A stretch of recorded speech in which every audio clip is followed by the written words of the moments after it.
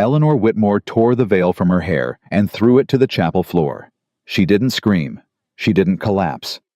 She stood at the altar in her dead mother's ivory gown and watched the man she had loved for 13 years walk past her and take her little sister's hand in front of every important family in Philadelphia. Nathaniel Ashford had made his choice, and every person in that chapel had known before she did. If that kind of betrayal has ever found you, subscribe and drop your city in the comments. Let me see how far this story travels. She had not wanted a grand wedding. That was the first thing Eleanor Whitmore had said when her father sat her down 3 months ago and began discussing arrangements.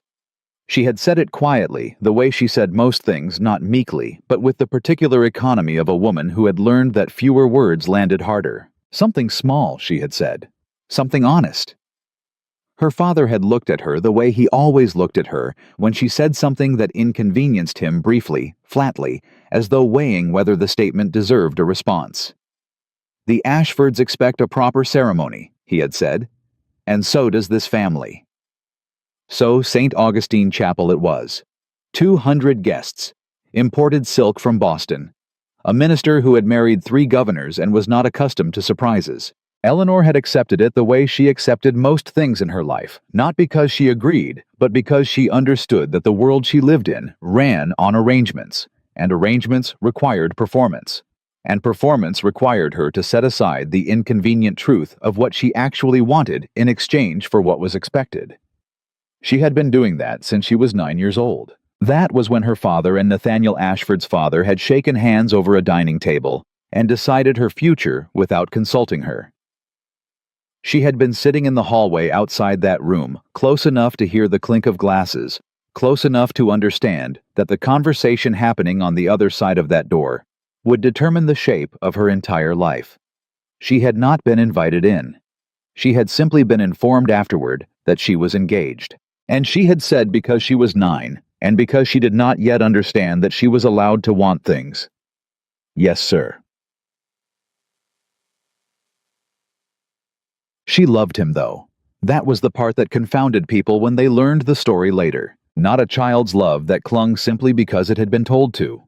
She had grown into it carefully privately, the way you grow into a room that isn't quite your size, finding the corners that fit, learning to move without knocking into the edges.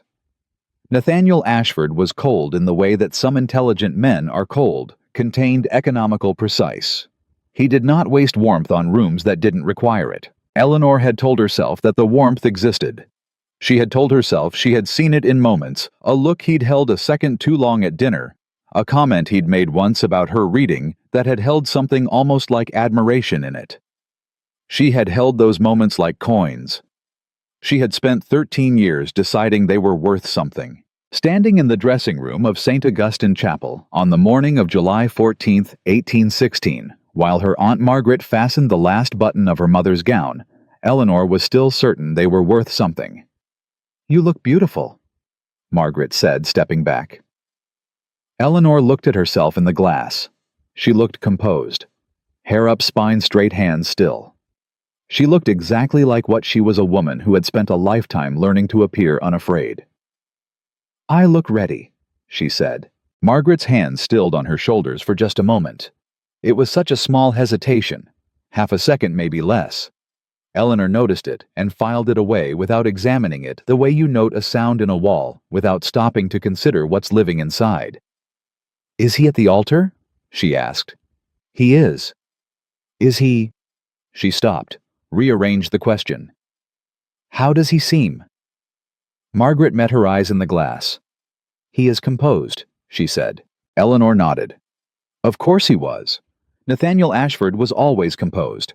That was one of the things she had always admired about him, his absolute refusal to let a room see him unsettled. She picked up her gloves. She walked toward the door. She did not see Margaret press one hand flat against the dressing table, as though steadying herself. The chapel was full and warm, and smelled of candle wax and summer heat bleeding through the stone walls. 200 people rose when she appeared at the entrance, and Eleanor moved down the aisle the way she had been trained, measured straight eyes forward. She looked at Nathaniel. He was watching her come toward him. His face was exactly as she expected, composed, still giving nothing away. She searched it anyway, the way she always searched it, looking for the warmth she had decided was there. She reached the altar. The minister opened his book. Nathaniel looked at her, directly at her, in a way he rarely did, a way that felt different from every other time he had looked at her. And something moved behind his eyes that she could not name. Later she would understand what it was. It was the look of a man who had already made a decision and was now simply executing it. "Nathaniel James Ashford," the minister began, "do you take this woman—" Nathaniel raised his hand. The minister stopped. The silence that followed was so complete that Eleanor could hear the wax moving in the nearest candle. "I must speak," Nathaniel said. His voice was even, unhurried, the voice of a man delivering business correspondence, not the voice of a man standing at an altar in front of 200 people. "Nathaniel," Eleanor said, and the word came out smaller than she intended, smaller than she had ever intended anything in her life. He did not look at her. "I have the deepest respect for Miss Whitmore," he said to the congregation. Not to her. To the congregation. "She is a woman of considerable virtue and admirable character. But I will not bind her to a union that would on my part be a falsehood. I cannot in conscience give my hand where my heart does not follow."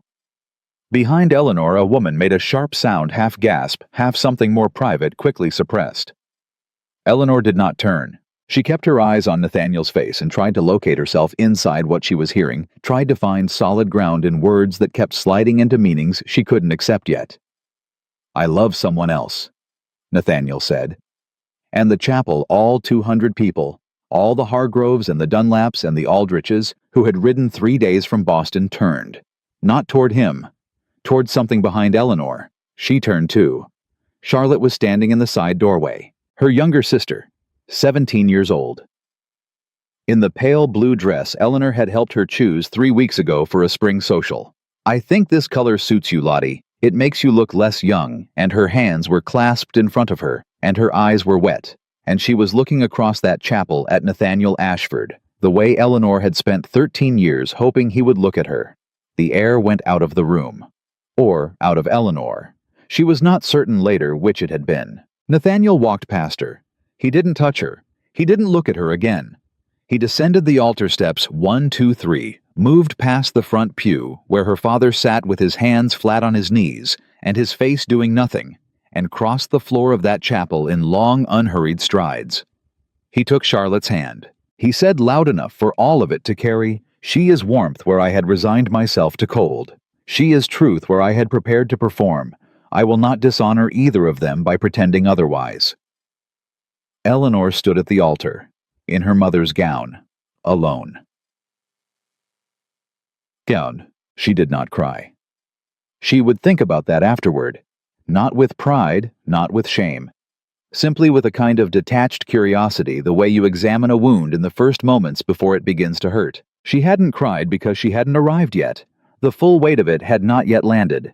Her mind was still back somewhere in the dressing room, still listening to Margaret say, "He is composed," still smoothing her gloves, still believing, with the stubborn, humiliating faith of someone who has built a life on a particular story, that this morning was going to end the way she had always believed it would end. Someone touched her elbow. She let herself be moved. Her father found her in the vestibule off the main hall. He stood in front of her, and Eleanor looked at his face and waited. She had spent her whole life waiting for this man to give her something to hold on to. "You will not make a scene," he said. She stared at him. A scene. "We will manage this. Quietly. You will conduct yourself with dignity, and you will not. I am telling you plainly, you will not do anything that further damages this family's name." He left me at the altar. Her voice was low and steady, and she was almost impressed by it. "In front of everyone we know, with my sister. And you are concerned about my behavior." A composed response now, Will. "Did you know?" she said. He went very still. "Father." Her voice dropped further. "Did you know before today? There were conversations between myself and Richard Ashford. We agreed that an honest dissolution was—" How long have you known? His jaw moved. Several weeks. Several weeks, she repeated. The number sat between them. And you let me get dressed, she said. You let me put on her gown. You watched me walk down that aisle and you... Eleanor? His voice cracked just slightly. I thought... No, she said. You calculated. There is a difference. She walked past him. The Whitmore house had the silence of a place where people are moving carefully around a specific room. She could hear her father's voice behind the study door. She could hear Charlotte somewhere upstairs, the soft, particular footsteps of someone who knew they were guilty and had not yet decided whether to be sorry.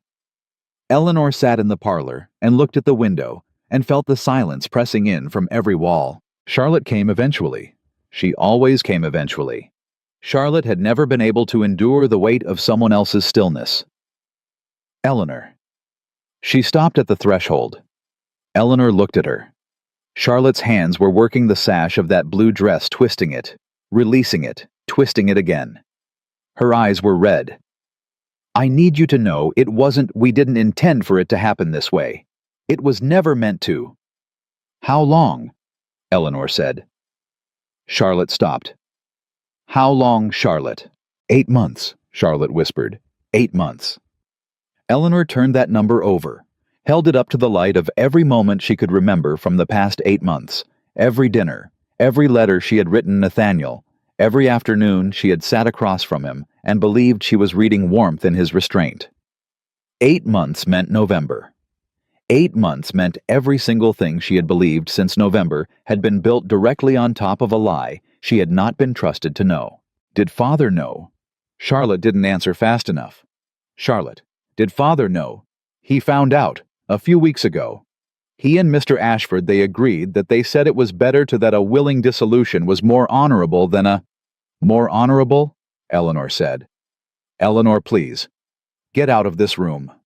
I only want to... I am asking you once. She looked at her sister. Politely, once. And I will not ask again. Charlotte left. Eleanor looked back at the window. Outside Philadelphia continued its summer afternoon without any particular acknowledgement that her life had just been disassembled in full view of everyone she had ever known.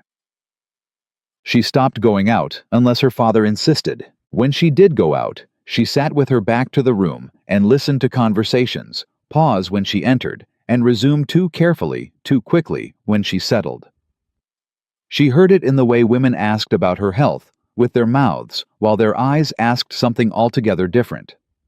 She heard it in the drawing room of the Hargrove house 3 weeks after the chapel, when she caught 2 words spoken just below polite volume by a woman who had attended her would-be wedding and eaten her family's food. Always too serious, too cold. You could see it the sister was life itself, and that one was... The woman saw Eleanor's face and stopped. Eleanor looked at her. She did not look away first. She stood very still until the woman took a small step backward. Then she turned, set her cup down on the nearest surface, and walked out of the Hargrove house without a word to anyone. She stood on the street in the July heat and breathed. She was not angry. She wished she were angry. Anger was clean. Anger had direction. What she felt was emptier than that. It was the feeling of discovering that the architecture of her entire life, every expectation she had, shaped herself to meet every sacrifice she had made, every version of herself she had suppressed in the interest of being the right kind of woman had been constructed on someone else's lie. She walked home. She did not cry. Yet, her father called her into the study at the end of August. He sat behind the desk with his hands folded in the way that meant the decision had already been made, and this was notification, not discussion. I have arranged for you to stay with your Aunt Margaret, he said, in her Philadelphia townhouse. It will be better for everyone. Better for everyone, Eleanor said. Or better for Charlotte. Eleanor, say it plainly, Father. I complicate things. My presence here is inconvenient. That is what you mean. His jaw tightened. The situation requires... I will go, she said. He stopped. I will go to Margaret's, she said, and I want you to understand something before I do. I am not going because I accept that any of this is my fault. I am not going because I believe I am the problem that requires removing. I am going because I would rather be anywhere in this city than in this house. And that choice is mine, not yours, not Charlotte's, mine. She stood. Eleanor. His voice was rough. Something moved in it. Something she had been waiting to hear from him since July 14th, something that sounded almost like the beginning of an apology. She stopped at the door, but she did not turn. You will land on your feet, he said. You always have. She put her hand on the doorframe. I was a Whitmore when I stood at that altar, she said quietly. It didn't help me much. She walked out. Aunt Margaret's townhouse smelled of cedar and old paper and lavender water, and it was the first place Eleanor had stood in 6 weeks where the air didn't carry the weight of someone else's judgment. Margaret opened the door herself. She looked at Eleanor at the trunks at the face that had been carefully, dangerously blank for longer than any face should have to hold that expression, and she said nothing for a long moment. Then, come in. Coffee's on and there is nobody here who will ask you how you're holding up. Eleanor walked through the door. She set her bag down. She sat in Margaret's front parlor and held a cup of coffee that went cold in her hands, and finally, in the specific privacy of a room where nobody needed anything from her, allowed herself to feel the full weight of what had happened. Broken. That was the word. Not ruined, not finished, but broken the way a bone breaks clean and internal, invisible to everyone who hadn't watched it happen. You didn't cause this, Margaret said. I know that, Eleanor said. Knowing it and believing it aren't the same thing, child. Eleanor looked at her coffee. I keep thinking if I had been warmer, less serious, more like, stop. Margaret's voice was quiet and absolute. A woman who twists herself into a shape a man prefers is not loved, she is kept. And I believe you've just had a very public lesson in how kept women end up. Eleanor was quiet. Outside Philadelphia went about its summer evening carriages, voices the particular sounds of a city that had already forgotten her. I don't know who I am, she said finally. Without all of it. Without the engagement, without the expectation. I don't know what's left. Margaret looked at her steadily. No, she said. You don't. Not yet. She set down her cup. But that, she said, is exactly where we begin. Margaret Hawthorne did not believe in wasted mornings.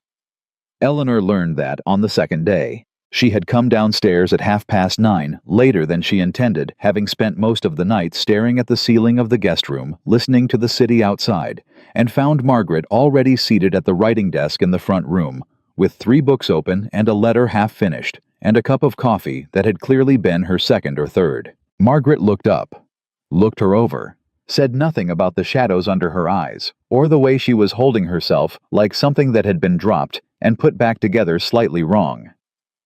Sit down, she said. There is coffee, and when you're ready I need your opinion on something. Eleanor sat. She poured coffee. She waited. I am writing to the Philadelphia Ladies Literary Society. Margaret said to decline their invitation to speak at the autumn gathering. I need you to tell me if this letter sounds too pleased with itself. Eleanor looked at her. You're asking me to proofread a letter. I am asking you to use your brain, Margaret said, which has been sitting idle for 6 weeks and is beginning to show it. Read. She slid the letter across the desk. Eleanor read it. Despite everything, despite the hollow that had taken up residence somewhere below her sternum and showed no signs of leaving, she felt something small and involuntary move in her. The letter was precise and dry, and had a particular kind of wit in it that walked the exact edge of acceptable for a woman of Margaret's position. The 3rd paragraph, Eleanor said. You've said I find myself otherwise engaged, and I am otherwise committed within 4 sentences of each other. Have I? Margaret pulled the letter back, studied it, made a face. So I have. Fix it. She pushed it back. Eleanor fixed it. It was such a small thing. Such an unremarkable, ordinary thing sitting at a desk in the morning light and correcting a letter. But she noticed when she handed it back that her hands had stopped trembling. Just for a moment, just for the length of that small, useful task. Margaret noticed too. She said nothing. She simply took the letter, read the correction, and nodded once in the way that meant good. That will do. The society meets Thursday evenings, Margaret said, returning to her own writing. I'll take you next week. I'm not certain I'm ready for... Nobody ever is, Margaret said. That has never once been a reason not to go. Eleanor was not ready. She knew it the moment she walked into the drawing room of the Aldrich townhouse on the first Thursday of September, and felt the specific quality of attention that a room gives to a woman it has recently discussed. There were 14 women present. Eleanor recognized 8 of them. 2 had been at the chapel. One, Mrs. Hargrove, sitting near the window in a yellow dress, had been in the front pew. Mrs. Hargrove saw her and smiled. It was the kind of smile that is assembled very quickly from whatever materials are available and does not quite reach the eyes. "Miss Whitmore," she said. "How lovely. We had heard you were resting." "She was," Margaret said from Eleanor's left, in a tone that closed the subject like a door being shut. "She is rested now. Shall we sit?" They sat. The evening's discussion was a recent essay on the nature of moral obligation in civic life. Eleanor had read it. Margaret had handed it to her 2 days prior, with the instruction to have opinions ready, and Eleanor, who had spent 6 weeks with no instructions at all, had found the structure of the task almost embarrassing in its comfort. She had opinions, several of them, sharp ones. For the first 20 minutes, she kept them to herself, listening to the other women speak, with the careful attention of someone taking inventory. Mrs. Hargrove had a lot to say about duty and its proper expression. A younger woman, Miss Caldwell, recently arrived from Baltimore, argued against her with more feeling than precision. An older woman whose name Eleanor hadn't caught kept steering the conversation back to what husbands thought. It was this last contribution that finally did it. "I believe," Eleanor said, "that the question of moral obligation becomes considerably more complicated when the person one is morally obligated to has demonstrated they feel no equivalent obligation in return." The room went quiet in a particular way. That is to say, she continued, keeping her voice even, that duty is generally presented as a one-directional arrangement. The woman is obligated. The woman persists. The woman performs. Rarely does anyone examine what is owed to her in exchange, or what she is permitted to do when that exchange proves to have been fraudulent from the beginning. Mrs. Hargrove's smile had become very fixed. "That is a rather unconventional reading of the essay," she said. "Perhaps," Eleanor said, "but I find unconventional readings are often simply honest ones that haven't been made comfortable yet." Silence. Then Miss Caldwell from Baltimore said quietly, like someone testing ice before stepping, "I think that is exactly right." Margaret, seated beside Eleanor, lifted her coffee cup and said nothing. But Eleanor felt, rather than saw, the small nod of approval. She went back the following Thursday, and the one after that. It was not healing. She would have been insulted by the suggestion that a literary society was healing her. But it was something. It was the experience of being in a room where her value was not attached to her marital status, where her thoughts were the currency, and they were occasionally found to be worth something, where she could speak and be heard, rather than simply seen and assessed. She was not happy. She was not even close to happy. But she was beginning very slowly to remember that she was a person rather than a role that had been vacated. And then, in the 3rd week of September, she walked into Margaret's front parlor after a Thursday evening and found a man she had never seen before, sitting across from her aunt, deep in a conversation about the Louisiana territorial question. He stood when she entered. That was the first thing she noticed. Not that he was tall, not that he was well-dressed in a way that was precise without being showy, but that he stood without hesitation and without the particular performance of it that American men of standing usually employed. He stood the way people stand when they have simply been taught that it is the correct thing to do and have never had reason to question it. "Eleanor." Margaret said, "This is Don Alejandro de la Vega. He is attached to the Spanish diplomatic mission and has been inflicting his opinions on me for the past hour. Alejandro, my niece, Miss Eleanor Whitmore." He inclined his head. "Miss Whitmore." "Don Alejandro," she said.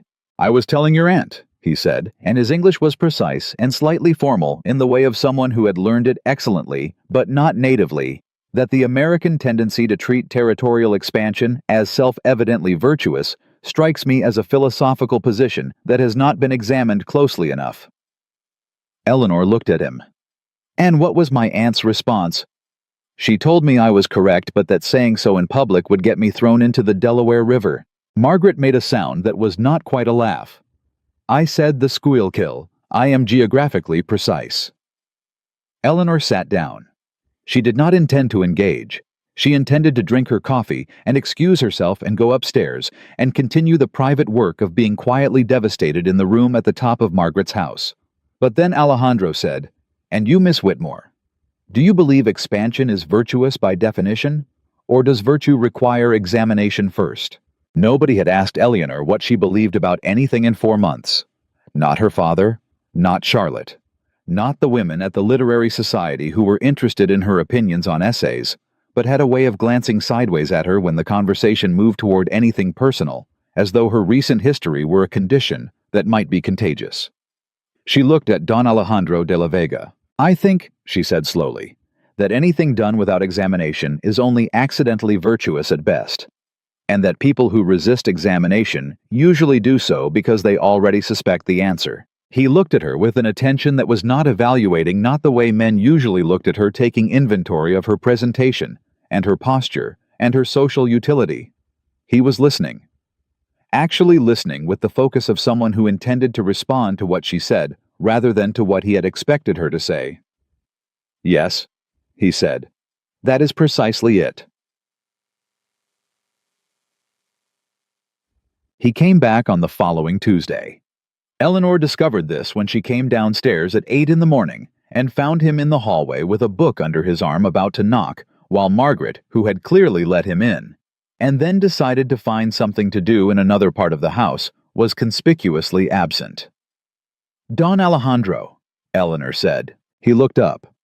Something crossed his face, not quite embarrassment, but the nearest socially acceptable approximation of it. "Miss Whitmore, I apologize. Your aunt told me, that is, I brought a volume I thought she might find." "She is in the back garden," Eleanor said. "And she did not tell you she would be there.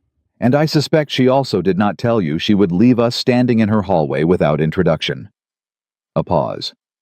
"She did not mention those specific details, no," he said. Eleanor looked at him for a moment. Then she stepped back from the doorway. "Come in," she said. "I'll tell her you're here." She did not, in fact, immediately tell Margaret. She went to the front parlor first and stood for a moment with her back to the door, aware of a feeling she couldn't quite account for, something small and unfamiliar and not entirely unwelcome. She told herself it was simply the novelty of a conversation that had not been about her recent humiliation. She was not yet ready to call it anything else. The conversations became a regular feature of Tuesday mornings. Margaret was present for approximately the first 15 minutes of each one, after which she invariably remembered something urgent in another part of the house, and Eleanor learned over the course of 3 weeks to simply stop pretending she didn't notice. What she did not stop pretending was that the conversations themselves were unremarkable.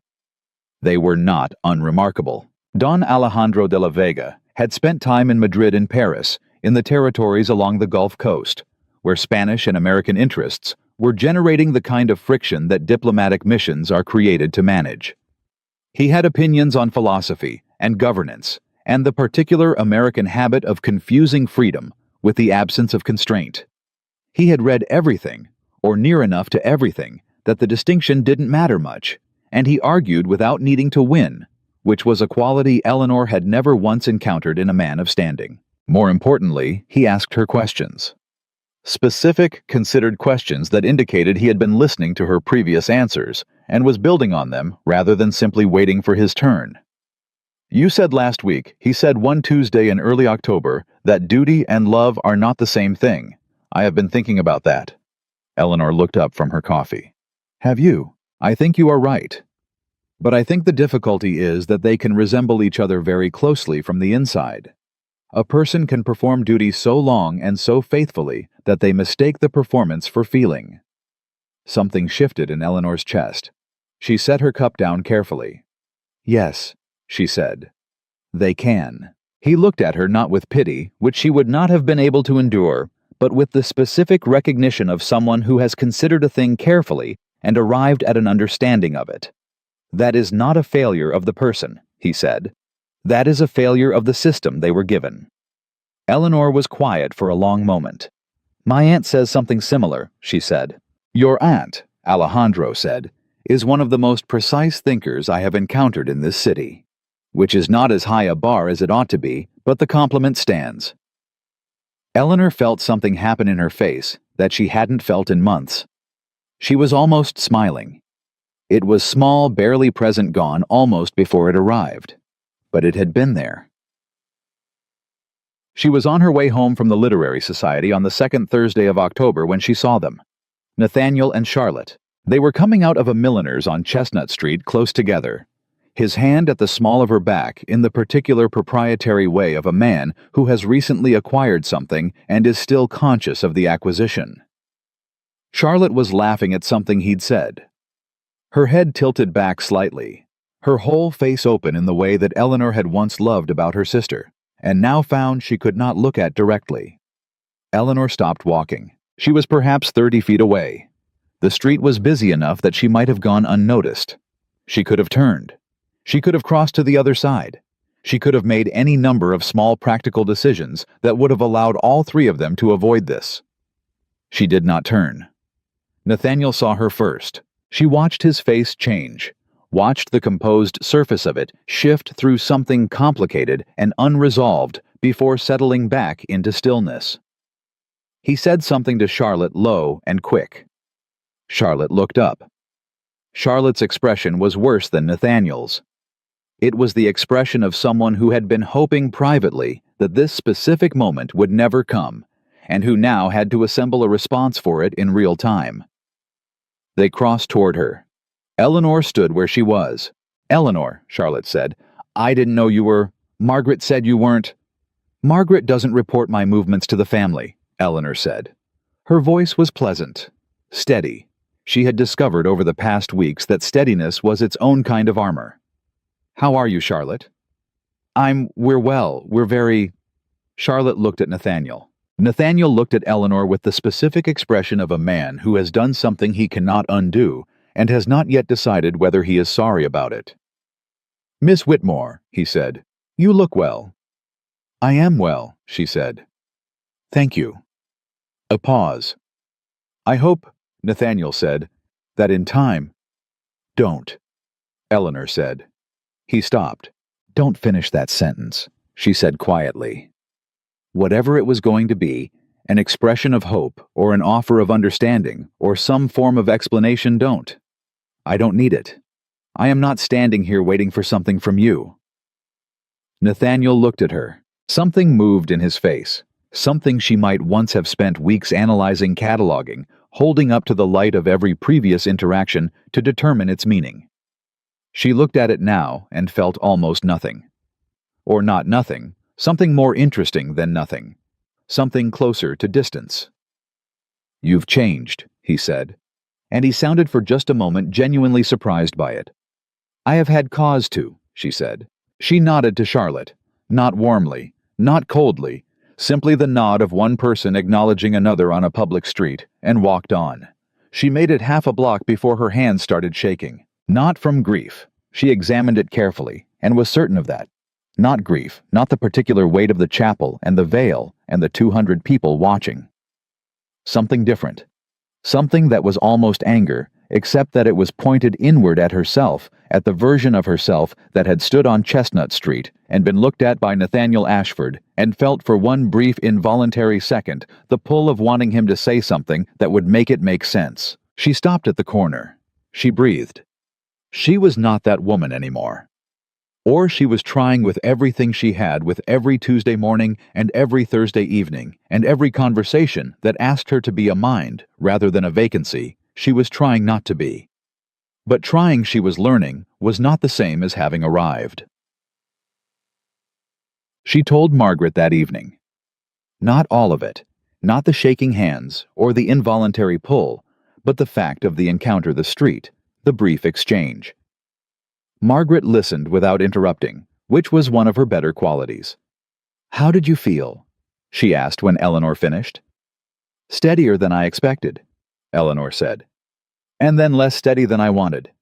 "That is an honest answer." "It didn't feel like enough." "It never does," Margaret said.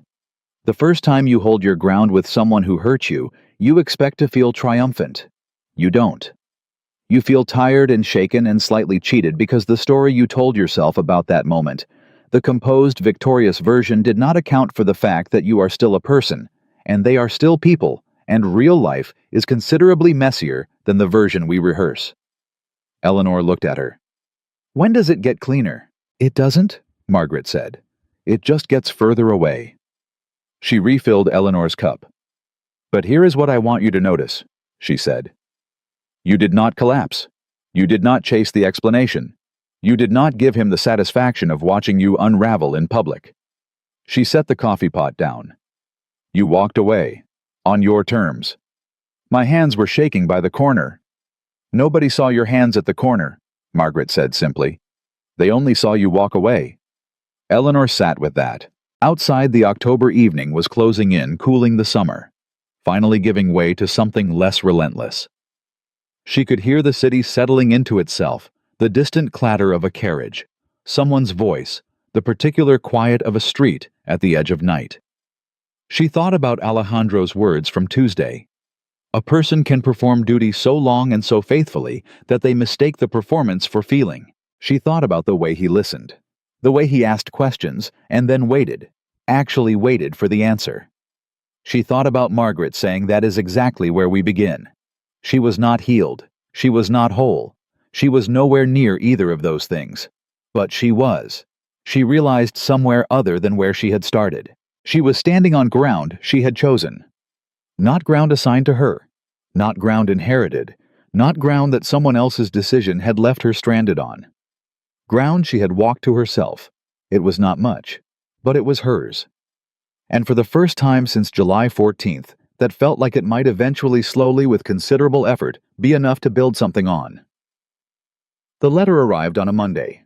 Eleanor was at the writing desk in Margaret's front room, working through a response to a question Miss Caldwell had raised at the previous Thursday's gathering, something about whether moral courage and social courage were the same thing, or merely adjacent, when Margaret came in and set an envelope on the desk beside her without a word.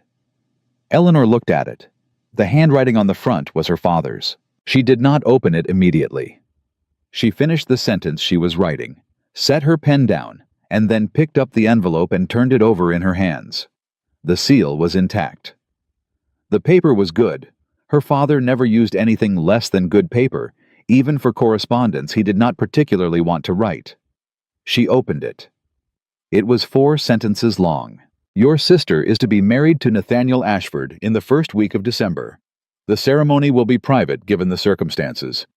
Your presence is not expected, but I write to inform you as a matter of courtesy. I trust you are well." Eleanor read it twice. She set it on the desk. She picked up her pen and went back to her letter to Miss Caldwell. Margaret, who had remained in the doorway, said nothing for a long moment. Then, Eleanor. "I'm aware," Eleanor said. "You don't have to." "I know." She kept writing. "I'm all right." She was not all right, but she was some functional state that was close enough to all right that she could hold a pen and form words, and not let the specific quality of those 4 sentences pull her back under the surface she had spent 3 months climbing toward. December. A private ceremony, given the circumstances. The circumstances being Eleanor understood that half of Philadelphia had watched Nathaniel Ashford leave her at an altar to take up with her younger sister, and even the Ashford family's considerable social standing had limits when it came to how much spectacle it could absorb in one calendar year. She felt something that surprised her. Not grief, not the hollow weight she had carried through July and August. Something sharper. Something almost like clarity. They were going to be married. It was going to happen. And her father had written 4 sentences about it and called it courtesy. She finished the letter to Miss Caldwell, signed it, folded it, and set it aside. Then she sat back in her chair and looked at the ceiling and said out loud to nobody in particular, "All right then." Margaret, still in the doorway, made a sound that was not quite a laugh. "All right then," she agreed. Alejandro came on Tuesday, as he always did, and Eleanor did not tell him about the letter. She told herself this was because it was not relevant to their conversation, which was about the philosophical distinction between liberty and license, and whether the two had been meaningfully separated in the founding documents of the Republic. This was a conversation she was genuinely interested in. She did not need to introduce the Ashford family into it. But halfway through the morning, Alejandro stopped in the middle of a sentence and looked at her. "Something is different today," he said. She looked up. "I beg your pardon. You are elsewhere. Not entirely, but partly."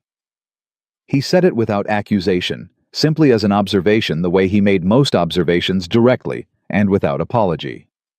"I don't ask as an intrusion, only as I notice, and I find I don't wish to pretend I don't." Eleanor looked at him. This was the thing about Alejandro de la Vega, that she had spent 3 weeks trying to categorize and failing. He did not perform concern. He did not offer it the way some people offered it, as a social gesture, a pleasantry, a way of demonstrating that they were the kind of person who asked after others. He simply said what was true in the same direct, unhurried way he said everything else, and then waited to see what she did with it. "My sister," she said, "is to marry Nathaniel Ashford in December." A pause. "I see," he said. "My father wrote to inform me, as a matter of courtesy." She said the last word the way you say a word that has lost its meaning from overuse. Alejandro was quiet for a moment. Not the quiet of someone searching for the correct sympathetic response, the quiet of someone actually thinking. "How do you feel?" he asked. "I'm not certain," she said honestly. "Less destroyed than I would have expected. Which is either a sign of progress or a sign that I've become very good at not feeling things, and I haven't determined which." "Those are not the only two options," he said. She looked at him. "There is a third possibility," he said. "That you feel less destroyed because you are, in fact, less destroyed. Not because you have suppressed anything, but because the thing you thought you wanted has revealed itself to be something you are better without, and some part of you, the honest part beneath the grief, already knows it." Eleanor sat with that. She turned it over, the way she turned over ideas at the Literary Society, examining it for the places where it might give way, the assumptions built into it that might not hold. It held. "That would be convenient," she said. "Yes," he agreed. "It would also be true." November arrived the way it always did in Philadelphia, with a decisiveness that felt personal, as though the season had made a specific decision about the city, and intended to enforce it. Eleanor noticed somewhere in the first week of it that she had stopped counting days since the chapel. She did not know exactly when this had happened. It had not been a decision, simply an absence she discovered one morning when she realized she had gotten through an entire day without once calculating how many weeks it had been since July 14th. She mentioned this to Margaret, who received the information with the specific satisfaction of a woman who has been quietly waiting for a particular outcome and is pleased to have her patience vindicated. "Good," Margaret said. "It feels strange," Eleanor said. "Like losing a landmark." "Landmarks are for people who aren't certain of their direction," Margaret said. "When you know where you're going, you stop counting the distance from where you started." Eleanor considered this. "I'm not certain I know where I'm going." "You know more than you did in September." "That's a low bar." "All bars begin low," Margaret said. "The point is to raise them." The Thursday Literary Society in the second week of November produced the most significant argument Eleanor had participated in since September. The essay under discussion was a piece on female education, whether the minds of women were suited to rigorous intellectual training, or whether such training was, as the author somewhat confidently asserted, likely to produce social disharmony and domestic unhappiness. Eleanor read it 3 times before Thursday, and arrived at the Aldrich townhouse with 6 pages of notes and a controlled fury that she had been carefully shaping into something more precise than rage. Mrs. Hargrove opened the discussion with the observation that the author made several compelling points, and that perhaps the question deserved more nuanced consideration. Eleanor let 3 other women speak. Then she said, "The author's central premise depends on the assumption that female intellectual development is in competition with domestic happiness. I'd like to suggest that this assumption reveals considerably more about the author's understanding of domestic happiness than it does about the nature of female intellect." The room went quiet in the way it always went quiet, when Eleanor spoke now with a quality of attention that had changed over the past months from the careful watchfulness of people monitoring a recovering invalid to something closer to genuine interest. "Could you elaborate?" Miss Caldwell said, leaning forward. "A domestic arrangement," Eleanor said, "that is threatened by a woman's capacity to think clearly is not a healthy domestic arrangement. It is a system that depends on one party remaining deliberately diminished. And the fact that this system has been presented by men consistently for the entirety of recorded history as being in women's best interest does not make it true. It simply makes it persistent." Silence. Then Mrs. Hargrove said carefully, "You sound very certain of that, Miss Whitmore." "I am," Eleanor said. "I have had some recent and thorough education in the difference between arrangements designed for a woman's benefit and arrangements designed for a woman's compliance." Nobody in that room missed the reference. Nobody acknowledged it directly. But Eleanor watched it move through the room, watched women's eyes cut sideways, and then back, watched postures shift, watched the quality of the silence change from uncomfortable to something more complicated. Miss Caldwell said quietly, and with complete seriousness, "I think that is the most important thing anyone has said in this room all year." Eleanor looked at her. There was something in Miss Caldwell's expression, something beyond agreement, something more particular, more personal, that Eleanor filed away and intended to ask about later. She did not get the chance that evening, but she did not forget it. Alejandro was waiting in Margaret's front parlor when she returned. This was not unusual. He had taken to occasionally arriving in the evenings when Margaret had indicated Eleanor would be home from the society the three of them developing over the past weeks, something that resembled in its comfort and its rhythm a genuine domestic circle. Eleanor had stopped examining this too closely on the grounds that examining it would require her to name it, and she was not ready to name it. But tonight, when she came in and Alejandro stood and looked at her face, something in his expression shifted. "You said something tonight," he said. "At the society."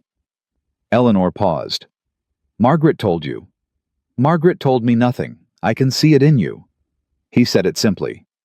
"You look like someone who has just said out loud a thing they have been thinking privately for a long time." Eleanor sat down. She thought about this.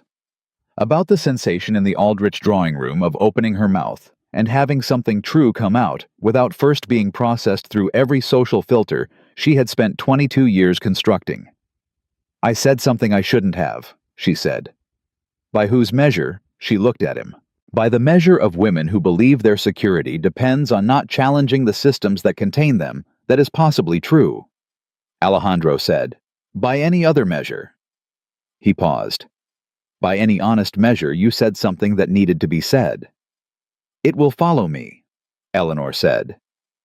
"In this city, a woman who speaks that plainly is remembered," Alejandro said.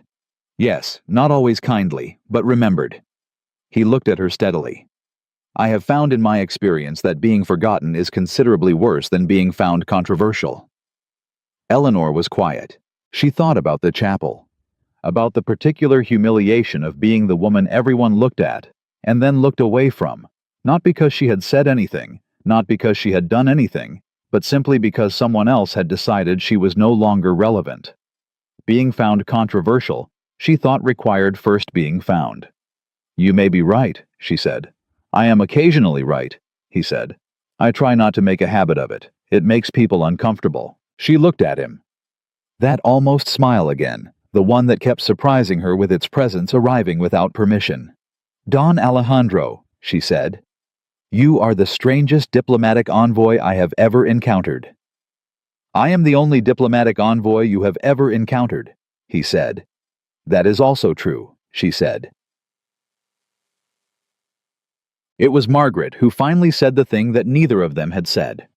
Eleanor came downstairs on a Tuesday morning in late November to find Margaret alone in the front room, which meant Alejandro had not yet arrived, which was unusual. He was, if nothing else, punctual. Sit down, Margaret said. Eleanor sat. I want to say something to you, Margaret said, and I want you to listen without immediately constructing a defense against it. Eleanor folded her hands in her lap. All right. Alejandro de la Vega, Margaret said, is a serious man, not serious in the way of men who use gravity as a social performance. Serious in the way that matters in his attention, in his thinking, in what he chooses to spend his time on. She paused. He has spent a considerable amount of his time here over these past weeks. Eleanor said nothing. He is also, Margaret continued, a man who will leave. His mission has an end. Spain has other needs, other postings. He has said as much to me not with grief, simply as fact. He is a man who moves through the world, Eleanor. He does not settle in it. Margaret, I am not warning you away from him, Margaret said. I want to be precise about that. I am not telling you that you should feel less than you feel or think less clearly than you think. I am telling you to feel and think with your eyes open. That is all. Eleanor looked at her hands. I know he will leave, she said. I know you know it, Margaret said. I wanted to make certain you weren't finding reasons not to think about it. The front door opened. Then Alejandro's particular knock followed immediately by the door, because Margaret had given him a standing instruction to let himself in, and Eleanor heard his footsteps in the hall, and she thought about what Margaret had just said, and she sat with it for exactly the length of time it took him to reach the doorway. And then she looked up, and he was there. And whatever she had been about to resolve about it dissolved into the simple fact of the morning and the coffee and the conversation waiting. She would think about it later. She would think about it a great deal later. The twist arrived on the last Thursday of November, and it did not come from the direction Eleanor had been watching. It came from Miss Caldwell. They were walking home from the society together they had taken to this over the past weeks, their route overlapping for several blocks before Miss Caldwell turned south toward her family's rented house on Pine Street, and Miss Caldwell had been quieter than usual for the first 2 blocks, which Eleanor had noticed, and not yet pressed. Then Miss Caldwell said, I need to tell you something, and I need you not to react until I've finished. Eleanor looked at her. That is not a reassuring beginning. No, Miss Caldwell agreed. It isn't. She took a breath. My cousin is married to Richard Aldrich. The younger one, not the father. He moves in the same circles as the Ashford family, Nathaniel Ashford's circles. Eleanor kept walking, kept her face still. There is talk, Miss Caldwell said carefully, that Nathaniel Ashford has been attempting to have certain representations made about you in society, that the dissolution of the engagement was mutual, that you had expressed reservations prior to the ceremony, that the decision was in some measure shared. Eleanor stopped walking. Miss Caldwell stopped beside her. He is rewriting it, Eleanor said. Her voice was very quiet. He is attempting to, Miss Caldwell said. He has said to at least 3 families that my cousin is aware of that you and he had discussed the situation privately, that you were yourself uncertain of the match, that the public nature of the dissolution was unfortunate and unplanned, but that the decision itself was... He stood at that altar, Eleanor said. He walked past me. He took her hand, in front of 200 people. I know, Miss Caldwell said, and he is now... She stopped, started again. He is now suggesting that I was a willing party. I believe, Miss Caldwell said very carefully, that the approaching December wedding has made certain aspects of the original story inconvenient for his family's reputation. Eleanor stood on that Philadelphia street in the November cold and felt something move through her that was not grief, and was not the hollow numbness of the summer, and was not even the controlled fury she had brought to the literary society. It was something colder than all of those things. It was the understanding that it was not enough for Nathaniel Ashford to have done what he did. He had now decided to revise it, to take the story of what had happened. Her story, the truth of what she had lived through in that chapel, and reshape it into something that served him better. Who else knows, she said. My cousin, the Aldrich family, possibly the Dunlaps. Miss Caldwell paused. It is early. It has not spread far yet. Yet, Eleanor said. Miss Caldwell met her eyes. I thought you should know before it did. Eleanor looked at her at this woman from Baltimore she had met 3 months ago over an essay about civic obligation, who had said, "I think that is the most important thing anyone has said in this room all year," and who had now walked 2 blocks out of her way to tell her something she had not been required to tell her. "Thank you," Eleanor said.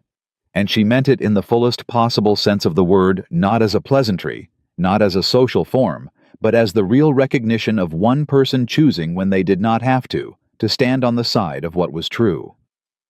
Miss Caldwell nodded once. "What will you do?" Eleanor looked down the street. The November evening was closing in fast, the cold sharp and immediate, the city going dark around them. She thought about Alejandro saying being forgotten is considerably worse than being found controversial. She thought about Margaret saying they only saw you walk away. She thought about standing at that altar in her mother's gown, while 200 people watched Nathaniel Ashford decide her life for her. She had let him decide it once. "I don't know yet," she said, "but I will not let him write the ending." She said good evening to Miss Caldwell. She walked home through the cold with her spine straight and her hands, for the first time in months, perfectly still. She did not sleep that night. Not from grief. She was past the kind of sleeplessness that came from grief. This was different. This was the sleeplessness of a mind that had been given a problem and refused to set it down, turning it over and over in the dark, examining every edge of it, looking for the place where it could be gripped. Nathaniel Ashford was rewriting the story. She lay in the dark of Margaret's guest room and let herself understand the full shape of it. He was going to marry Charlotte in December. He was going to stand in front of whatever small private gathering his family had arranged and make his vows, and begin his life and the version of events that would follow him into that life. The version that would be told at dinner tables and in drawing rooms for the next 20 years was going to be the version he was currently constructing. The version in which Eleanor Whitmore had been uncertain, in which the dissolution had been mutual, in which he had not walked past her at the altar so much as stepped aside to allow a decision they had both already made. He was going to take the truth and sand it down until it fit comfortably in his pocket. And the city would let him. Because he was an Ashford, and because the alternative, believing the original story the true one, required the city to sit with the discomfort of what it had witnessed and had done nothing about. And people generally preferred revision to discomfort. She sat up in bed. She was not going to let him write it. She had said that to Miss Caldwell on the street, and she had meant it. But now she needed to understand what it actually required of her, what it meant to refuse the revision without becoming the kind of woman who makes public scenes and confirms every unflattering thing people had said about her in the months since July. She thought until the window went from black to gray. Then she got up dressed and went downstairs. Margaret was already at the desk. She looked up when Eleanor came in, took in the expression on her face, and said, "Sit down and tell me." Eleanor sat down and told her everything Miss Caldwell had said. The cousin, the Aldrich connection, the 3 families, the particular revision Nathaniel was circulating. Margaret listened without moving. When Eleanor finished, Margaret was quiet for a long moment. Then she said, "He is afraid." Eleanor looked at her. "He doesn't seem afraid. He seems—" "Confident men who are afraid," Margaret said, "look exactly like confident men who are not afraid. That is the entire point of the performance." She set down her pen. "He is afraid because he knows what he did. He knows 200 people watched him do it. He knows that story, the true one, does not reflect well on him, and it will follow his marriage to your sister into every room they enter for the rest of their lives." She paused. "So he is doing what men of his kind do when the truth is inconvenient. He is replacing it. And everyone will simply accept the replacement," Eleanor said. "Not everyone," Margaret said, "but enough. Unless—" She stopped. "Unless what?" Margaret looked at her with the particular expression she wore when she had already arrived at a conclusion and was waiting to see if Eleanor would get there herself. Eleanor got there. "Unless I am present," she said slowly. "Unless I am visible. Unless I am not the woman who retreated to her aunt's house and disappeared, but someone whose presence in this city makes the revision more complicated." "A woman who has collapsed," Margaret said, "is easy to rewrite. A woman who is standing up straight in public with her wits about her and her reputation intact, and people of standing who will speak to her character. She let that sit. Is harder to erase, Eleanor finished. Considerably, Margaret said. Eleanor looked at her hands. There is a gathering, the Hargrove Winter Assembly, first week of December. She had received the invitation 2 weeks ago and set it aside without responding. Half of Philadelphia attends. I know, Margaret said. I have my own invitation. If you go, Margaret said, you are not hiding, you are not broken, you are not the cautionary tale he needs you to be for his revision to hold. Eleanor sat with this. He will be there, she said. He and Charlotte both. Their wedding is that week. Yes, Margaret said. It will not be comfortable. No, Margaret said. It will not be comfortable at all. She looked at Eleanor steadily.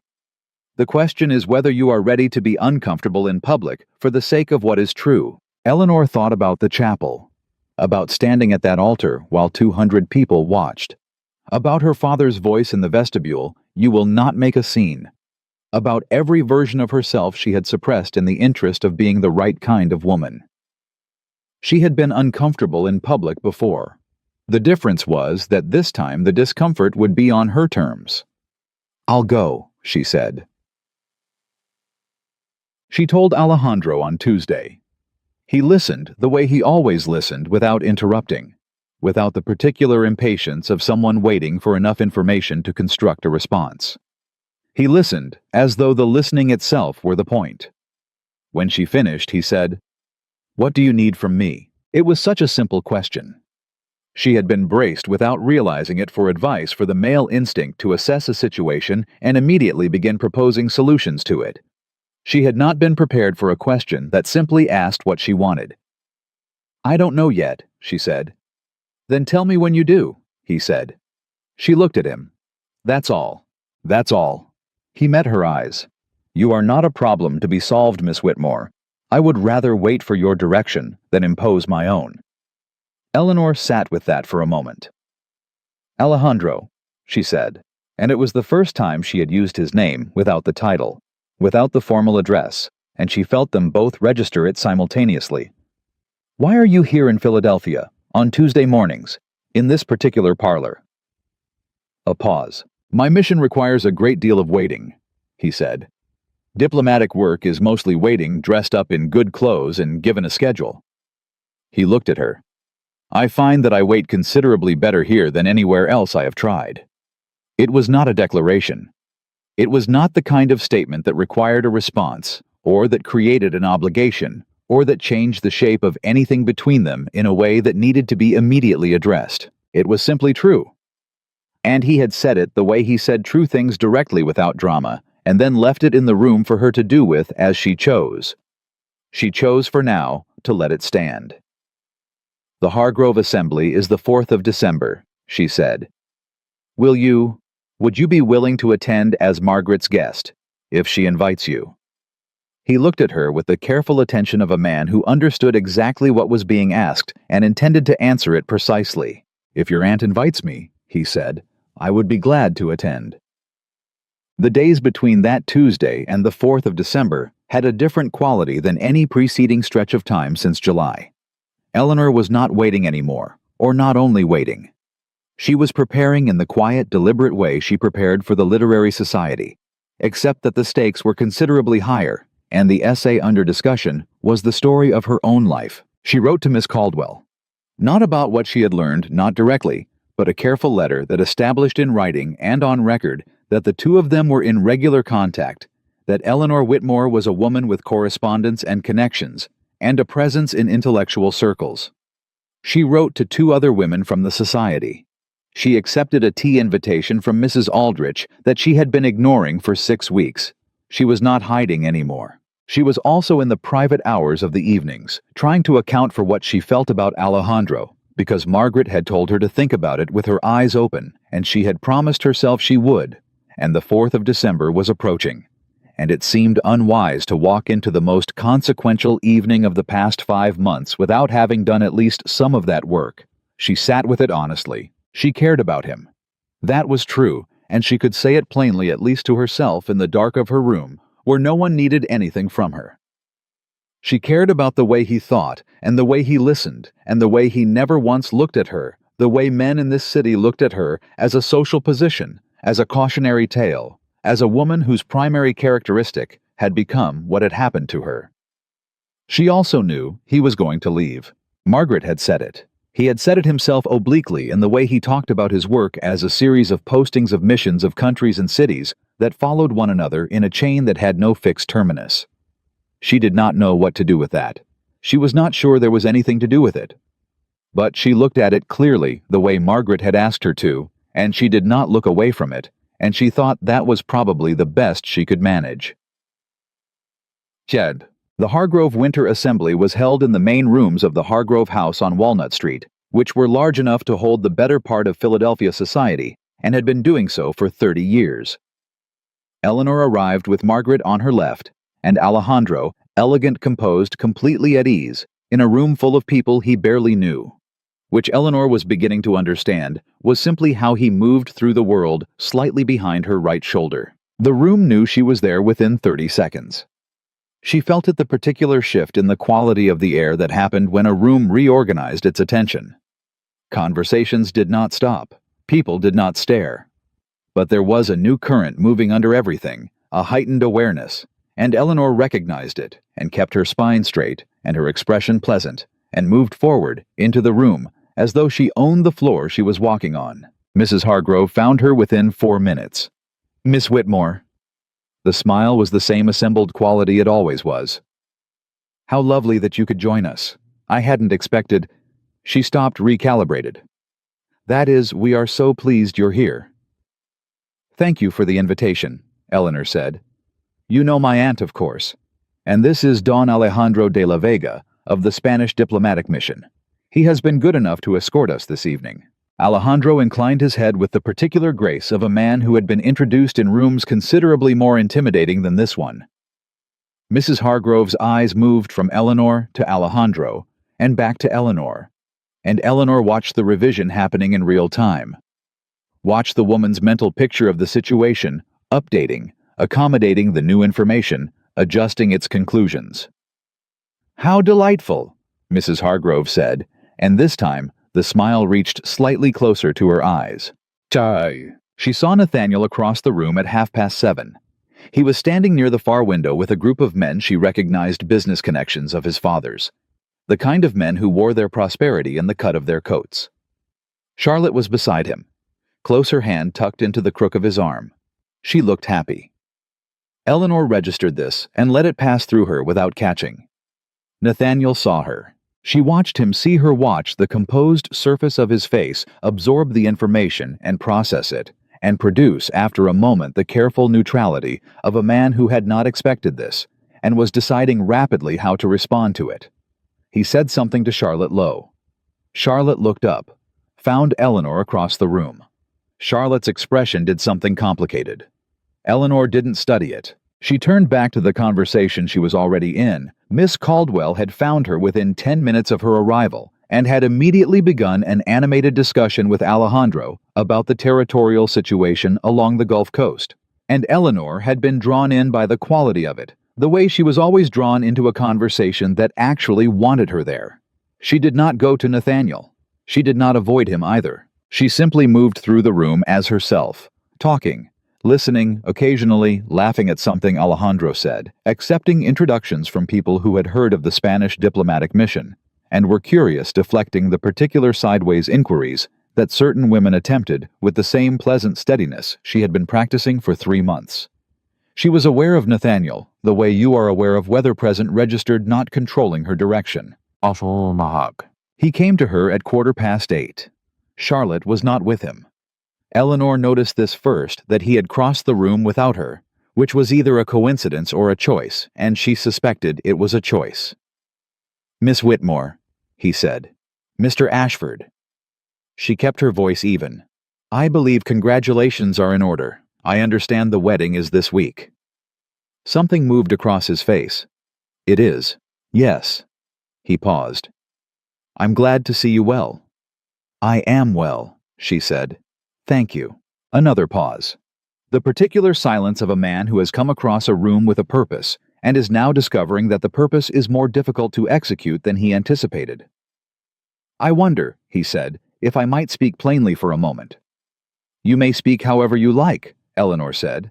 "I cannot guarantee I will receive it as you intend." His jaw tightened just slightly. "There are certain things that have been said, representations I have made to certain families about the nature of the dissolution of our arrangement. I want you to know that those representations were not meant as any reflection on your character. They were simply a version of events that was more convenient for you than the truth," Eleanor said. The room around them continued its noise, its movement, its 37 simultaneous conversations. Nobody appeared to be listening. Alejandro, 2 feet to Eleanor's left, was saying something to Miss Caldwell, with his attention apparently fixed entirely on her, which Eleanor understood was not accidental. Nathaniel looked at her. "Eleanor, Miss Whitmore," she said. "A beat. Miss Whitmore, I only meant—" "I know what you meant," she said. "You meant to soften the story, to make it mutual, to make it something that happened to both of us rather than something you did." She kept her voice low, pleasant, completely conversational, the tone of 2 people discussing nothing of consequence at a winter assembly. "And I understand the impulse. The true version is not particularly flattering to you." "The true version," he said carefully, "is more complicated than—" "You walked past me at the altar," she said. "That is the true version. Everything else is a story you are telling to make that easier to live with." He was very still. "I am not angry," she continued, and it was true she examined the statement as she made it and found it true, which surprised her slightly even now. "I was for a time. I'm not anymore. But I want to be clear about something. Mr. Ashford and I want you to hear it clearly." She looked at him directly. "I will not be made into the version of this story that is convenient for you. I will not become the woman who was also uncertain, who also had doubts, who participated equally in a decision that was made entirely without me." She paused. "You made your choice. You were right to make it in the end. You would have been a poor husband, and I would have been a poor wife for a man who did not want me. But the choice was yours. The story is mine." Nathaniel looked at her for a long moment. He looked, Eleanor thought, like a man who had come prepared for several possible versions of this conversation and had not prepared for this one. Not because she had been cruel, she hadn't. Not because she had threatened anything, she hadn't done that either. But because she had said the true thing plainly and without apparent need for his response, which left him for the first time in her experience of him without a move. "You've changed," he said for the second time. The same words he'd said on Chestnut Street in October, but with a different quality in them now. Less surprise, something almost like recognition. "I have," she said. "Yes. He stopped, started again. "I am sorry, Miss Whitmore, for the manner of it. Whatever else the manner of it was not right." She looked at him. It was the most honest thing she had ever heard him say. She took a moment to recognize it as such, to let it land as what it was, rather than immediately processing it through the filters of everything that had preceded it. "Thank you," she said, "for saying that." He nodded once. He looked as though he might say something else, and then decided against it and turned to rejoin the room. Eleanor watched him go. Alejandro stepped to her side. He did not ask what had been said. He simply stood beside her present and looked out at the room with the comfortable ease of a man who knew how to occupy a space without filling it unnecessarily. After a moment, Eleanor said, "It didn't feel the way I thought it would." "How did it feel?" She thought about this. "Finished," she said. "Not triumphant, just finished, like closing a door." "That is better than triumph," Alejandro said quietly. "Triumph requires an enemy.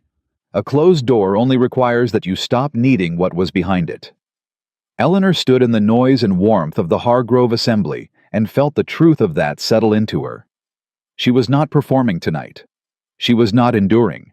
She was not the woman from the chapel, or the vestibule, or the parlor where she had sat in the summer dark and counted the days. She was simply herself, standing in a room, in a city, in a life that was not the one she had prepared for, and for the first time that did not feel like loss. It felt very quietly like the beginning of something she did not yet have a name for. The second twist came at 9:30, and Eleanor did not see it coming. She had stepped away from the main room to the small antechamber off the hall. Not from distress, simply from the need that overcame her. Occasionally in crowds, the need for 30 seconds of air that wasn't weighted with other people's attention. She heard voices before she reached the doorway. Her father's voice. And a voice she did not recognize, at first low and male with the particular cadence of someone speaking under a degree of agitation. She stopped. "Cannot continue this way," the unknown voice said. The understanding was that the Ashford connection would benefit both families. Now that the situation has changed. The situation, her father said, is being managed. Is it? Because, from where I am standing, William, your elder daughter, is in this very room tonight, accompanied by a Spanish diplomat receiving more attention from this city than she has in 2 years of being properly engaged, while your younger daughter is about to marry the man under circumstances that every family in Philadelphia is still discussing. A pause. "What is your point, Gerald?" her father said. "My point," the man said, "is that Eleanor was the arrangement that made sense. Financially, socially. The Ashford family would have brought—" "Eleanor is no longer available to the Ashford family," her father said. "I am aware of that. I am saying that there are other arrangements, other possibilities. The Mercer family has expressed—" "Eleanor," her father said with a flatness that stopped the other man entirely, "will not be arranged again." Silence. Eleanor stood very still in the hallway. "She is 22, the man said. "And whatever she may believe about her situation, the practical reality—" "I said?" Her father repeated, and his voice had something in it Eleanor had never once heard before. Something that sounded impossibly like conviction. "She will not be arranged again. Not by me. Not by you. Not by anyone." Another pause. "I owe her that much at the very least." Eleanor pressed her back flat against the wall. She did not move for a long time. She heard the two men end their conversation, heard Gerald, whoever he was, make some dissatisfied sound and move away. Heard her father's footsteps, slow and measured, going in the opposite direction. She stood in the hallway, alone. Her father, who had sent her away with 4 sentences, who had let her walk down that aisle, who had said, "You will land on your feet," as though it were comfort rather than dismissal. "She will not be arranged again. Not by me." It was not an apology. She was clear-eyed enough to know it was not an apology. It was a private statement made to a man in a hallway, not to her, not with any expectation that she would hear it. But it was something. She stood there and let it be something without requiring it to be more than it was. Then she straightened, and she walked back into the main room, and she found Alejandro precisely where she had left him, and she stood beside him. And when he glanced at her with the particular attention that meant he had noticed the few minutes of absence and was quietly checking that she was all right, she met his eyes and nodded once. She was all right. She realized, more than all right. She was someone Nathaniel Ashford had looked at tonight and found unwritable. She was someone her father had, in the only way he apparently knew how, defended. She was someone standing in a room she had chosen to enter, beside a person who had never once looked at her as anything less than exactly what she was. The December assembly moved around her, loud and warm and indifferent to the several small revolutions that had just occurred in its margins. Eleanor Whitmore stood in the middle of it, and felt for the first time in 5 months, entirely, solidly, irrevocably present. The morning after the Hargrove assembly, Eleanor slept until 7. Not the shallow surface sleep she had managed through most of August and September, the kind that left her more tired than before, that deposited her back into waking life without any sense of having actually rested. Real sleep. The kind that meant something had released its grip. She came downstairs to find Margaret already at the desk and Alejandro already in the chair by the window, which meant Margaret had let him in early, and neither of them had seen fit to wake her, which meant they had decided between them that she needed the sleep more than she needed the conversation. Under other circumstances, she might have objected to being managed. This morning, she simply poured coffee and sat down and said, "Tell me what I missed." Alejandro looked up. "We discussed the philosophical implications of last night." And And your aunt concluded that you handled yourself with what she called surgical precision, which I understood to be high praise. Margaret did not look up from her writing. It was the highest praise. Don't oversell it. Eleanor looked at her coffee. She thought about Nathaniel's face when she had said, "The story is mine." She thought about the hallway, her father's voice, the words he had not known she was there to hear.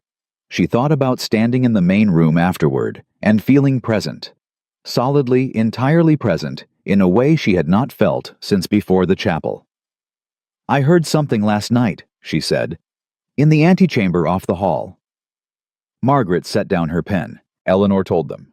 Both of them, she told it to both of them, which she noticed, even as she was doing it, the way she had begun to include Alejandro in the circle of people she told true things to, without first deciding whether it was appropriate.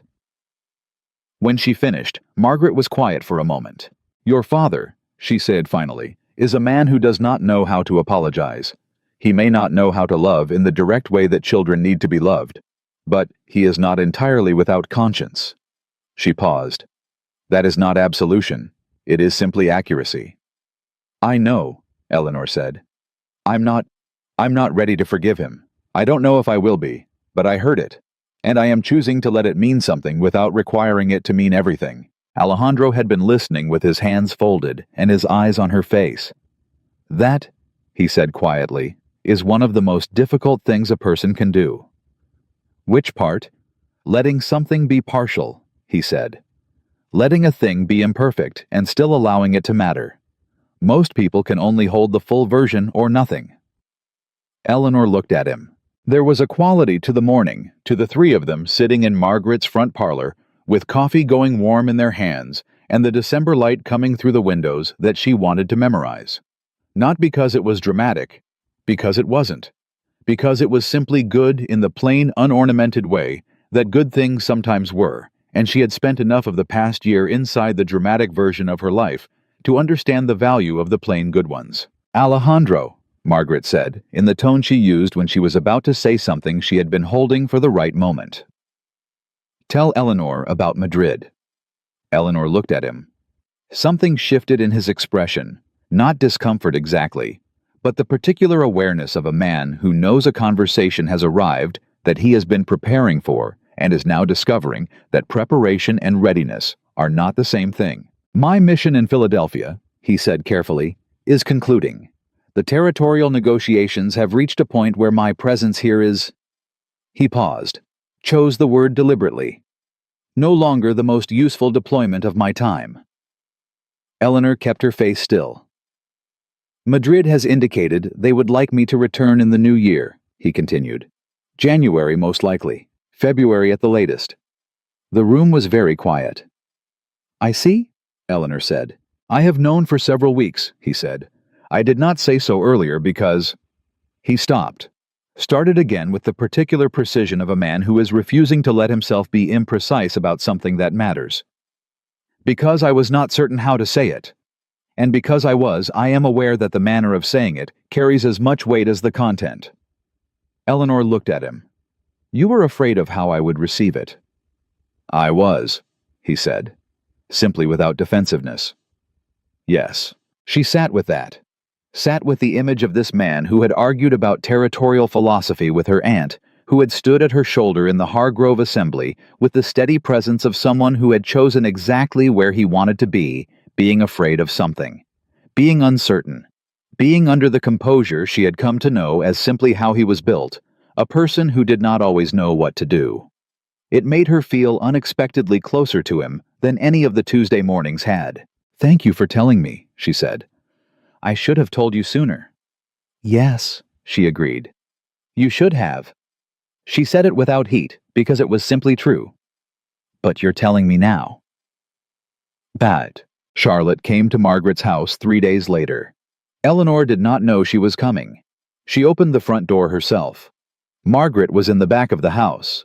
Alejandro was not there that morning, and found her sister standing on the step in a gray wool coat. Her hands folded in front of her.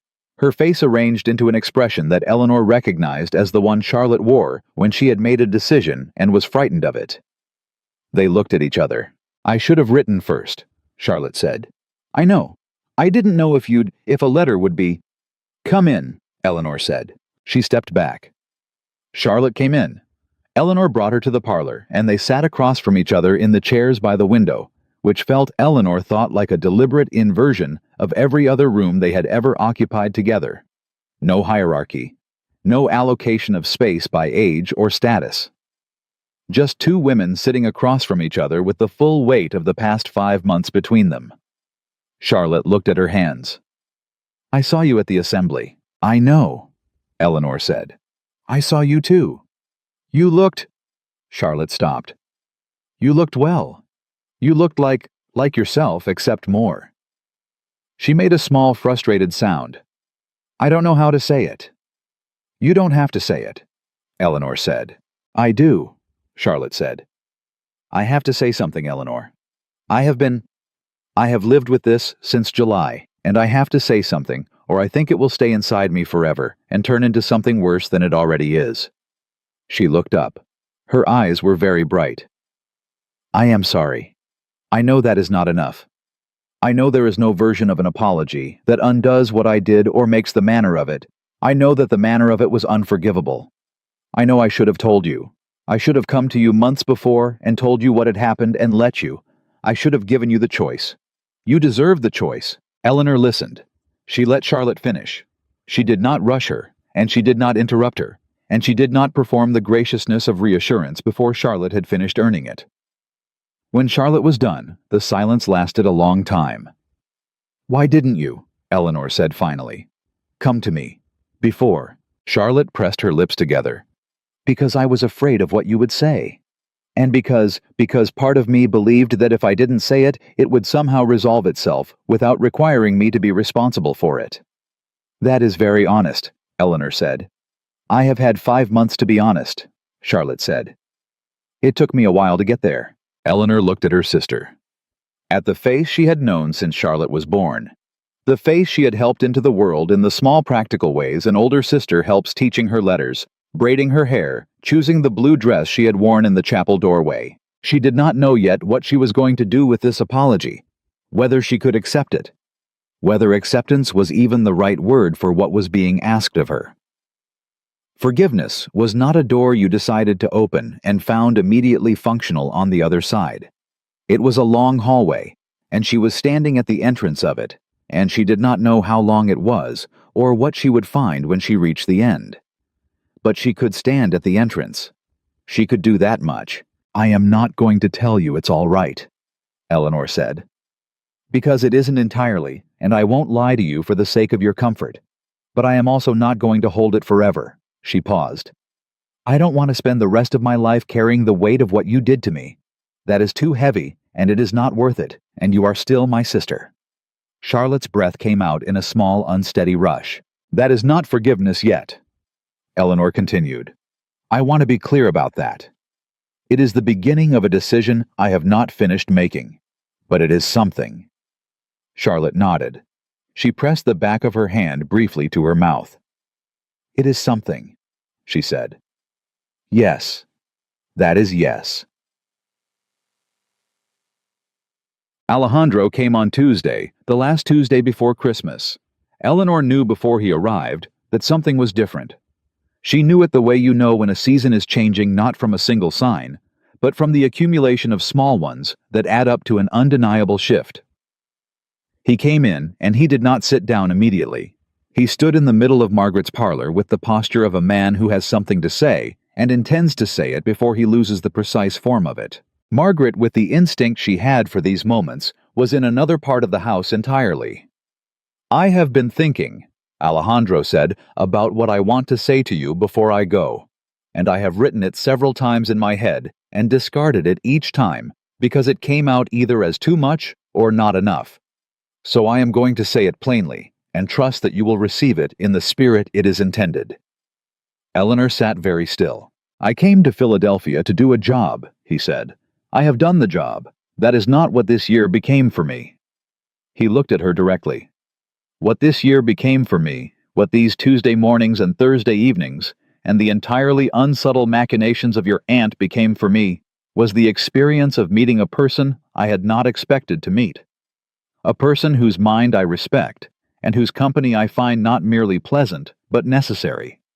In the way that certain things become necessary. In the way you do not fully account for their necessity until you begin to contemplate their absence. Eleanor looked at him. I am not asking you for anything, he said.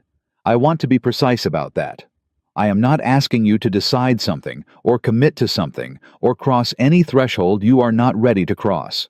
I am telling you true thing about what this has been, because I believe you deserve to have it said plainly, rather than implied, and left to you to interpret.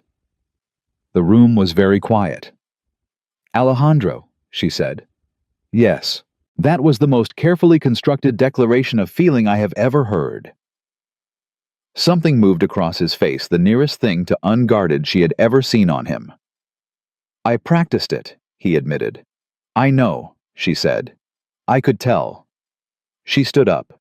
It was still good. She crossed the room and stood in front of him, close enough that the practiced declaration was no longer between them, just the two of them, in the December morning, in the parlor of a house that had become without her, entirely deciding it, the place where she had rebuilt herself. I am not going to tell you I feel nothing, she said, because that would be the kind of lie I have decided I am finished telling. I am also not going to pretend I know what to do with what I feel, because January is very close, and I have only recently figured out how to be a person who is not performing a role, and I do not want to run directly from one version of that into another. He nodded. That is fair. But I am also, she said, not going to let you leave without telling you that these Tuesday mornings were the first thing after everything that made me believe I was still worth talking to. She held his gaze. That is not a small thing. That is, in fact, quite a large thing. Alejandro looked at her with the full, undivided attention she had come to know as simply how he was, and said, Then I am glad I came on Tuesdays. The letter arrived from her father on the 22nd of December. Not 4 sentences this time. 2 pages in his careful, measured hand, which alone told her something her father did not write. 2 pages, unless the 2 pages were the only form available to him for something he could not otherwise deliver. She read it alone in her room. He did not apologize directly. He was not a man who had the architecture for direct apology. But he wrote around it with such obvious effort, acknowledging specifically that he had known before the ceremony, that he had made a calculation rather than a decision that he had sent her to Margaret's house, not because it was right, but because it was easier, that he had watched her at the Hargrove Assembly from across the room and understood for the first time with full clarity what he had done and failed to do. He wrote, I do not ask for your forgiveness because I have not earned it. I write only to tell you that I see you. I am not certain I have ever properly told you that. You have always been the most like me of my children, and I handled that poorly because it is difficult to properly see a mirror. I am sorry, Eleanor.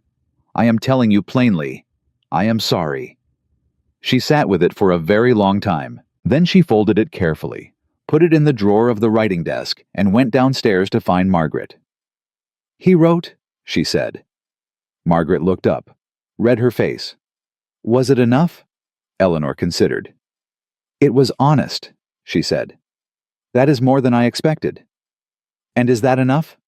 It is enough for today, Eleanor said. I'll let tomorrow decide its own.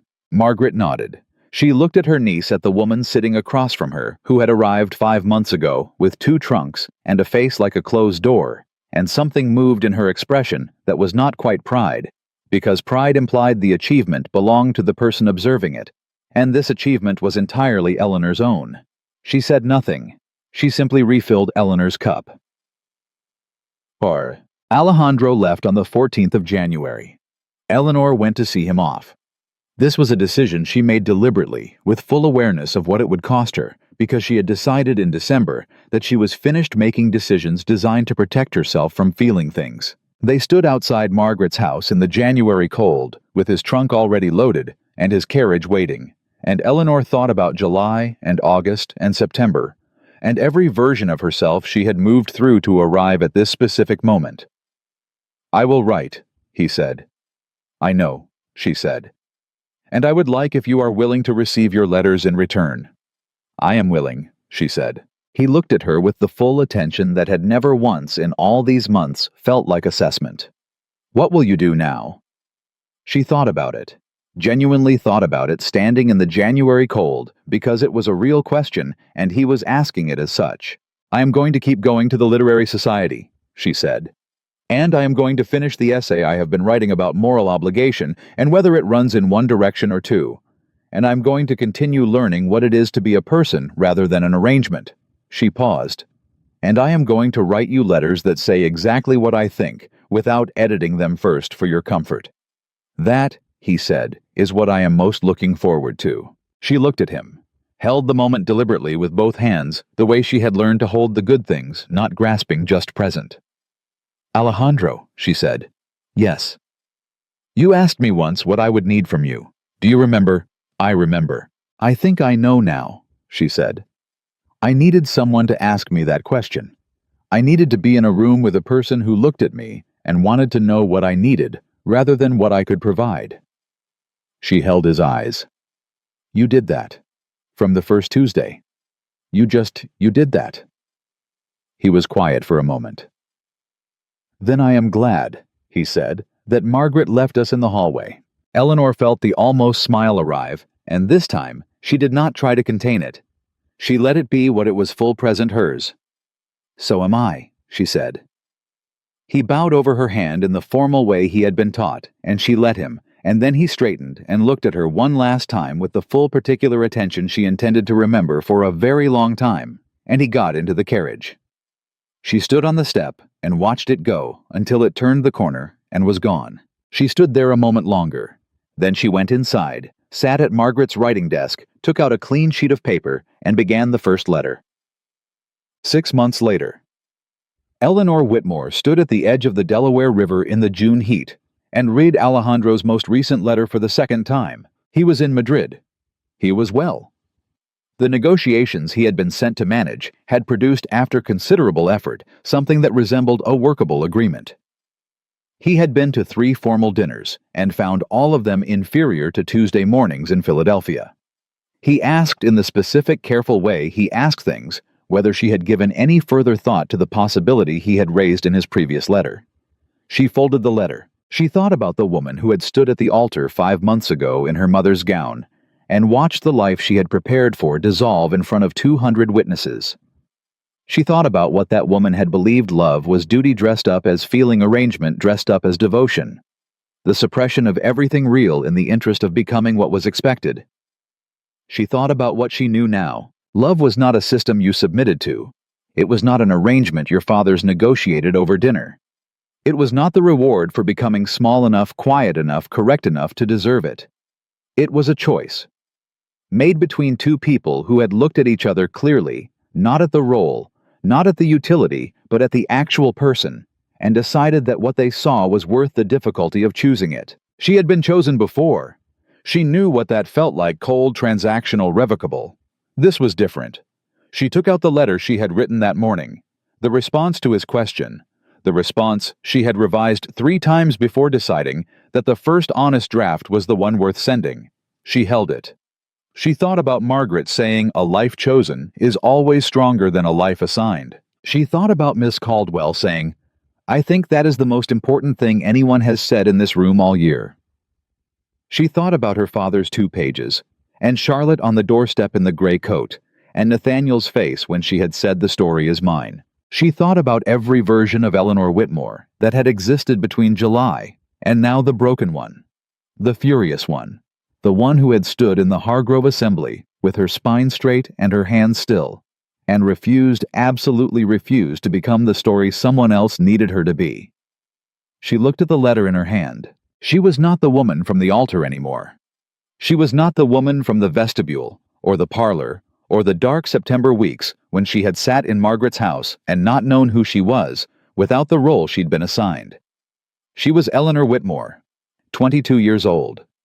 She had a mind she had learned to trust, and a voice she had learned to use, and a story, her story, true and entirely her own, that no one had the authority to revise. She sealed the letter. She had chosen Philadelphia when it was the only choice available to her. She had chosen the Literary Society, and the Tuesday mornings, and the long December walk back through the cold. She had chosen to go to the assembly, and to speak plainly, and to let her father's 2 pages mean something without requiring them to mean everything. Now she was making another choice, not because a man had rescued her, not because the life she was leaving had nothing left to offer, but because she had looked at what was in front of her, the whole of it, with her eyes open the way Margaret had taught her, and decided it was worth reaching for. She sent the letter, and Eleanor Whitmore, who had once stood at an altar in her dead mother's gown and believed that being chosen by someone else was the highest form of arrival, walked back into her life and understood at last, with the full clarity of a woman who had earned every inch of it, that the only story worth living was the one you wrote yourself.